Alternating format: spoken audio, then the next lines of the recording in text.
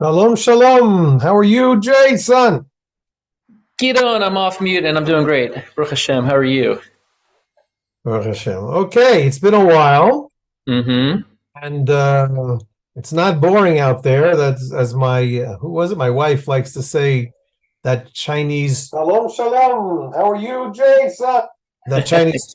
Sorry about that. That Chinese curse of "May you live in interesting times." Yeah, here we are.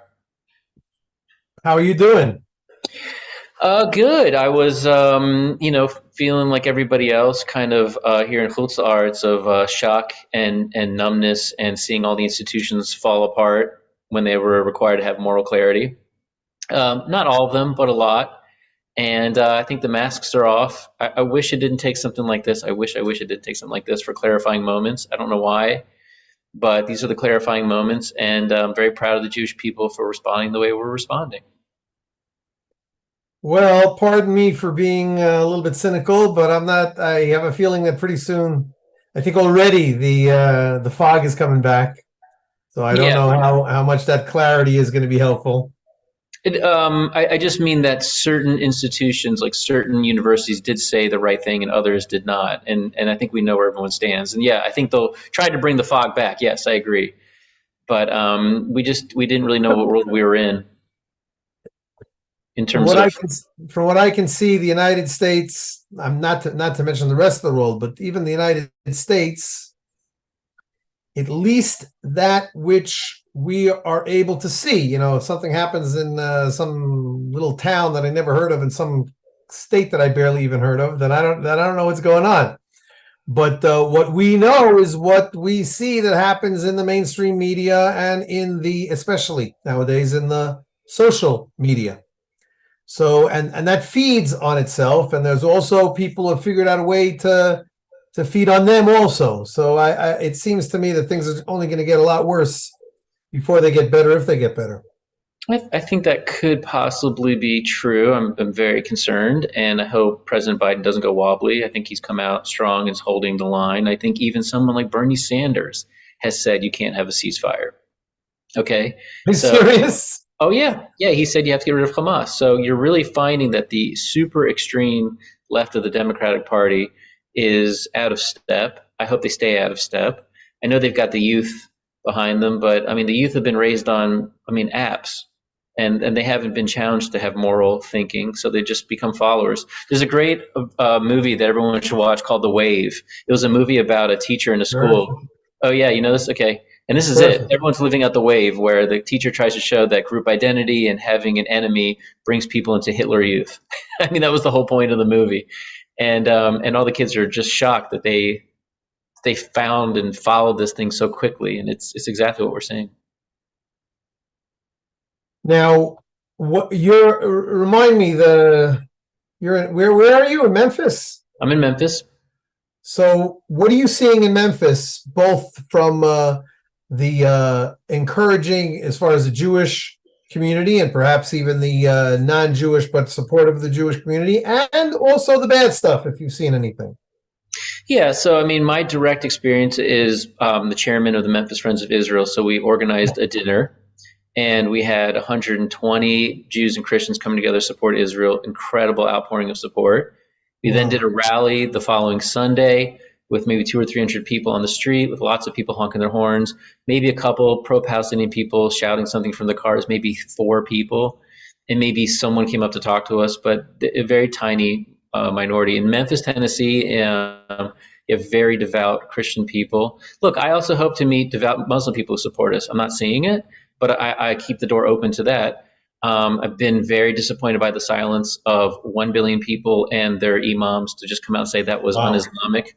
And we'll form a court system to take all those people to justice. I don't know why I haven't heard that, because that's what a religion that believes in God would do. Would say Israel shouldn't have to go in and take these people to court and prison. We'll do it for you. We're so embarrassed. Why has that not happened? I don't know. I can't understand it, but I'm certainly open to learning that I'm wrong on this, and that lots and thousands of imams have said something against this. I've seen the Oh, Jewish no, no, community no, do. no, no, no, no. I'm sorry. The way that I know that imams work is that they all take their instructions from above. In other words, if in Israel, every mosque teaches gives the same preaching every week. Mm-hmm. Mm-hmm. So if you're not going to find 1,000 renegade. That's what I'm saying, like, somebody show me that I'm wrong. Someone break free. Let all these religious leaders break free from their dogma and their fundamentalism, and let them break free and really represent Islam, which means servant of God. Let them do it. So I encourage them to do that. I don't know if they're going to listen to me, but if you're a believer in God and you had a religion of a billion people, you would say, Israel, please sit tight while we go take out these criminals and put them to justice and stick 35,000 of them in jail. That's what should be happening. I'm waiting for that. But I've gotten a lot of texts from Christian friends. I've gotten a lot of texts from Sikh Indian friends. This has been a very strong outpouring. And Memphis, Tennessee, it's a very Christian, pro-Israel place. They've had pro-Palestinian rallies downtown. I haven't seen them. And I don't know what the campuses are like. I don't know if they have the same moral upside downness, if I could call it, that other Ivies have. But maybe they do, maybe they don't. The University of Memphis put out a big sign at one of their games in support of Israel. Good. So that's what I'm seeing. I'm seeing a lot of there are very, very good people in the world. We can't feel like we're so alone. I mean, I think I might have told you this. I have a video of my family in 1936 walking around in Lithuania, black and white. Yeah, very unique. A video, very unique thing to have that. Someone made some money. Is it on YouTube? I think I will put it on YouTube. There's a cousin that doesn't want it up there, but I think I'd like to put it up. And yeah, so I mean, it's all of ours. I mean, it was given to all of us, so it's not any one person's property. But it's a beautiful video of them walking around the shtetl, beautiful holy Jews walking around. And I remember watching this, thinking they didn't know what was coming. And now look at me. How different are we that we didn't know what was coming? And the difference is we have Tzahal and we have Chayalim and we have the state. We have a response. And we really do. We have great active Christian neighbors, and we have a U.S. that's aware of it and doing something, unlike the 40s when they were aware of it and not doing something. So I'm not hopeless. Like, I feel like this is a Holocaust redux, but we're cutting it close. But I feel like we have a lot in our favor. I again, pardon me for being a little bit cynical. It would take too much cognitive dissonance for you to feel that this is it, the Holocaust is coming, and then not take the next flight out. You know what I mean? Not that I think that we're that close either, but and also that might be a measure of cognitive dissonance on my part, because frankly, everybody in my family is in the United States. So I'm also praying that, or I'm also sticking my head in the ground, perhaps that they'll be able to sit this one out. Well, I did get the next flight. I mean, but I couldn't get the next flight. I had to get all my meetings done, but I'm coming in December, and I'll be there for 10 days. And God willing, in the future, we'll see about that too. But no, I don't mean Holocaust. I just mean the level of anti-Semitism worldwide and the quietness of people who should have the moral courage to say something. Those things are very eerily similar to the late 30s and 40s. The differences of having our state, having our own army, having our ability to defend ourselves is quite different. Listen, I've been in Israel for 45 years. It's been a long time ago. I stopped counting on anybody but God and Sahal and the people in Israel. Yes, and again, it's we're friends, so I say whatever flops out of my head, even though I don't usually like to do that. I like to be a little bit nicer. But even the donations of Jews around the world, the various federations, the Jewish federations of the various communities, all the money that they send to Israel is barely. I can't remember the exact number, but certainly I've heard this kind of statistic that it barely scratches the tax income to the state of Israel. In other words, the budget of the state of Israel is, let's say, 100 times, 50 times. It's the American Jews' donations to Israel are maybe 1, 2, 3, very small percentage of the budget of Israel. The rest, not necessarily the rest of the budget of Israel. Some of it might come from from the United States, also. But the Yep. majority, the absolute majority of the budget of the state of Israel, surprise, surprise, comes from the taxes of the civilians, the citizens of Israel.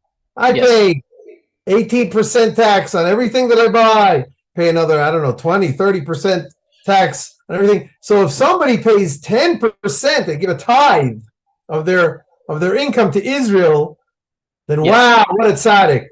But I don't think this sort of person exists. Well, I don't know all the monetary piece, but I think feet on the ground, I do agree, is better than funds. I think if Jews went in mass to put feet on the ground for 10 days, 15 days for life, Oh, for big sure, for difference. sure, for So sure. People, Israeli Jews who haven't come to the state of Israel to visit at the very least. What's going on?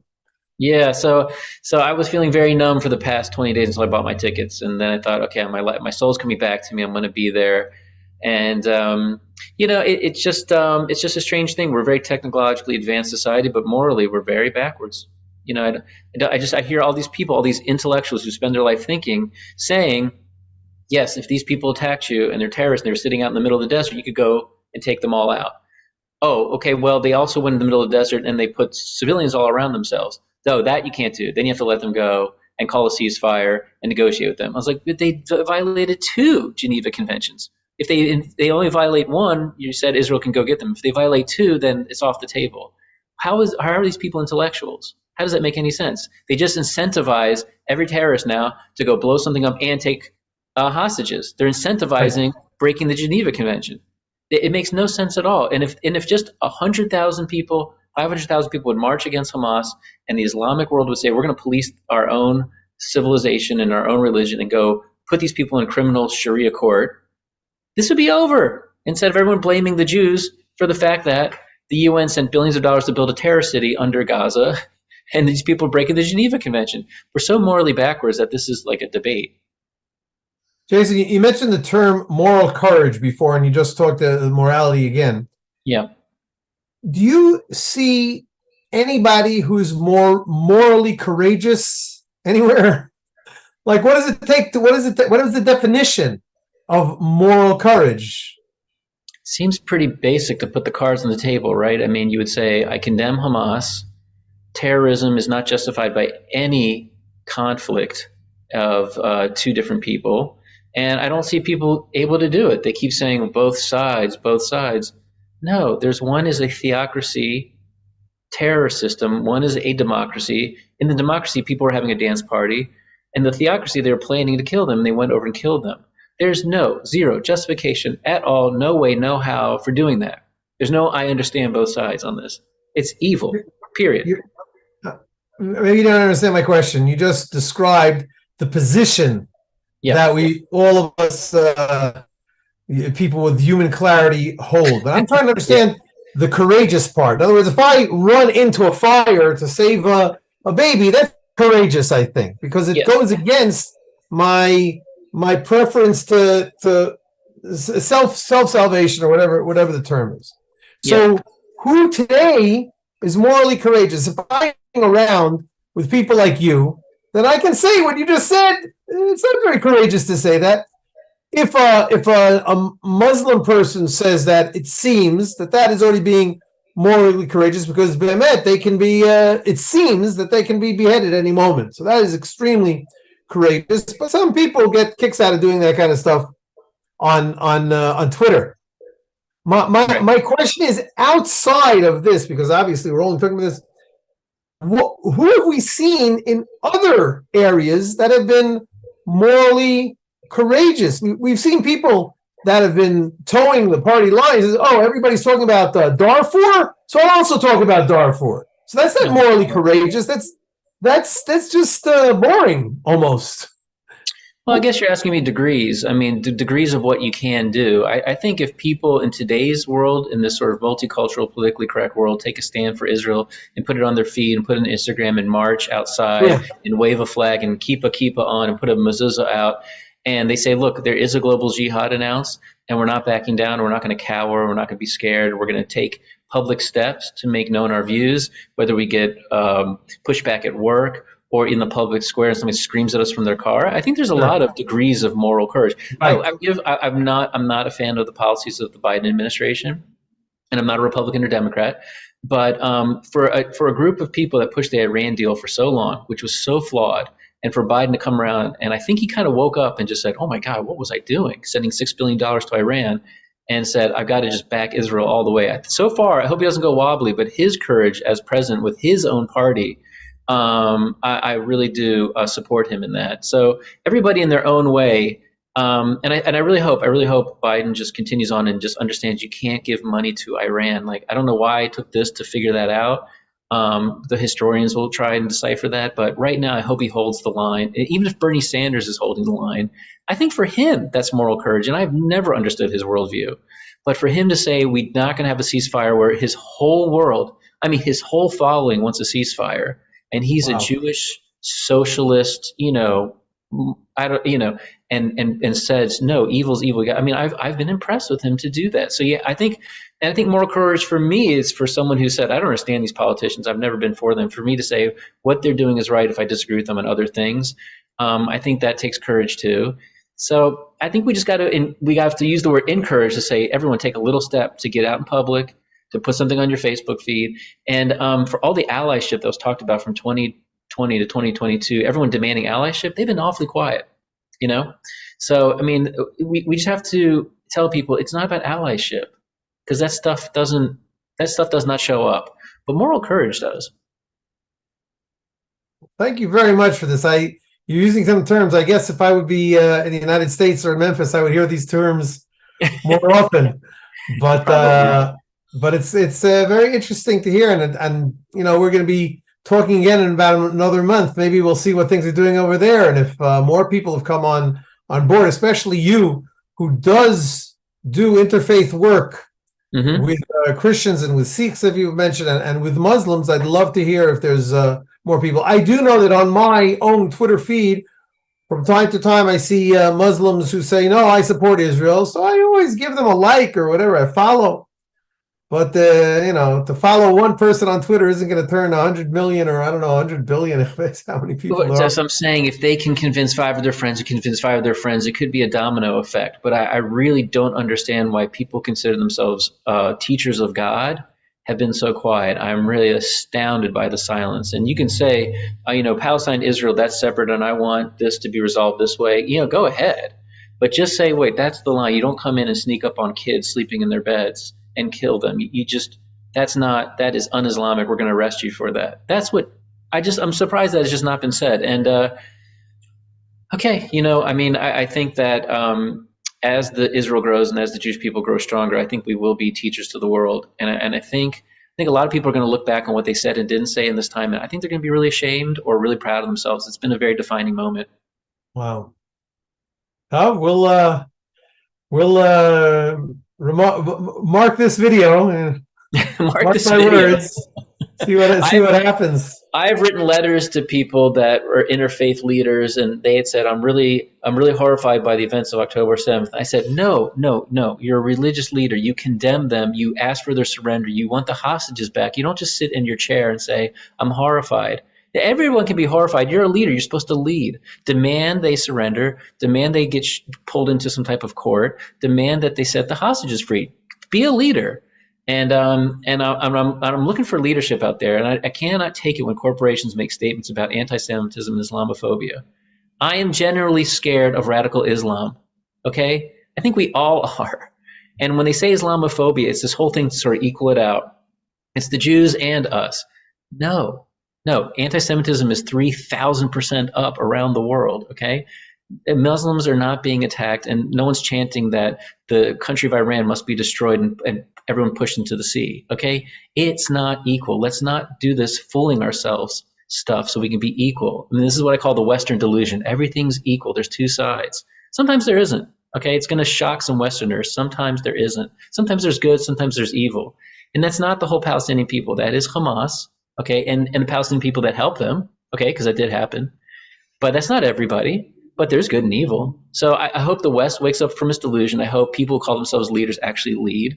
And I hope they do it in time so that they and their children, their grandchildren look back and say, mom, dad, you did the right thing, or brother, sister, you did the right thing. Jason, I'm listening to what you're saying, and I wish I was watching you on CNN or Fox News or something like that, because that's very strong words that you have to say, and I think that a lot of people would really resonate with them. So have you been on maybe local TV or something like that? I've been on local radio. I've been on local radio in Memphis. I would like to be hosted other places. And I just want to make sure that people know politically I'm an independent. I'll vote for any party. I don't have any particular worldview that has to be smushed into some political party, which I think is ridiculous. Right, But I do feel very strongly about this, and maybe it's my calling in the future to advocate for Israel. But that's the thing about Judaism is like people try to box us into like we're only pro-Israel. That's our one issue. My issue is the benefit of all humankind, and Israel has been a leader in that development of morality and development of ethics. And when people try to, for what has Hamas been in power? 17 years. All they did was try to set up this moment. Okay, that's all they did. That was their modus operandi, was to set up October 7th. Okay, and people don't realize they starved their own people. They put them out into harm's way. They kill them. They push people off buildings. They kill anybody with any deviation from radical Islam. And for 17 years, they've been doing this. So when these college kids come out in March, okay, and basically they say microaggression bad, but macroaggression good, it is ridiculous. When they say silence is violence, but real violence is wonderful, okay, you're just seeing how dumb can higher education be. So I would like to be a spokesperson, and maybe that door will open. Well, look, we're gonna put this video on the internet, and maybe I'll share it with some people, or maybe I'll get somebody to take a few of your great clips, great quotes that you've had here. Thank you. And we'll see what happens. I think it's a great idea. Let's call this the resume video. Okay. Time is going short. Time flies when you're having fun. And thank you very much for this time. Let's pray for good things happening. And I know that here in Israel, my two sons and my son-in-law are all mobilized now. Baruch Hashem, none of them are in Gaza. My one son is a chaplain just outside of Gaza, and the other two are up north. But things can conflagrate. That's not the right word, but close enough. Things can then get on fire any minute over there. Yep. And we're all praying here in Israel, and we're grateful to all of you of all religions who are praying for us outside of the land of Israel as well. Amen. Amen. It's safety for your children, for yourself, for everyone, for all Am Yisrael, for all the world. And people should pray and say Tehillim, which we call the Psalms. If you're of our faith, we say Tehillim in Hebrew. But if you're of other faiths, you can pick up the Psalms of David, and if you just recite them out loud to God, we really believe that anyone and everyone who says those, it affects the world towards a positive goal. Wow. Thank you very much, Jason. Have a great day. Thank you, Gidon. Baruch Hashem. Thank you. Thanks for the time. Shalom, shalom. Shalom.